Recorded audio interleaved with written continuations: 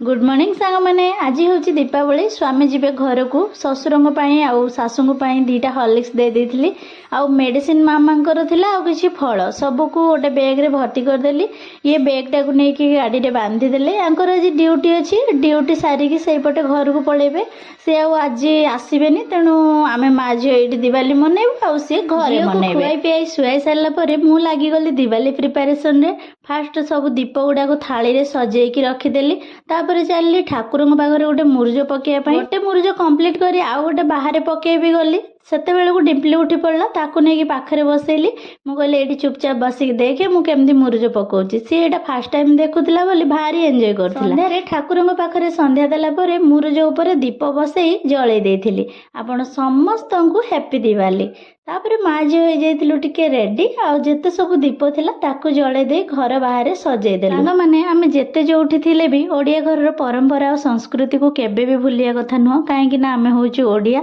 आउ निज घर नीति नियम अनुसार पूजा पाठ करवा भी उचित से तो आज दीपावली सहित पया श्राद्ध पड़ी बोली स्वामी जाइछन्ती घर को सी सेठी तांकर पया श्राद्ध देबे बड़ बड़ुआ डाकिबे पूर्वपुरुषों को पिंडदान करेंगे आमे दी जण जाई पारनु बोली एपटे दीपावली मनाउछु आ सी सेपटे खला मझिरे घट बसई पूजा करी पूर्वपुरुषों को पिंडदान करी पया काठी जाली बड़ बड़ुआ को डाकिकी दीपावली मनाउछन्ती देखा आ गोटे मिनी ब्लॉग रे रहिली जय जगन्नाथ।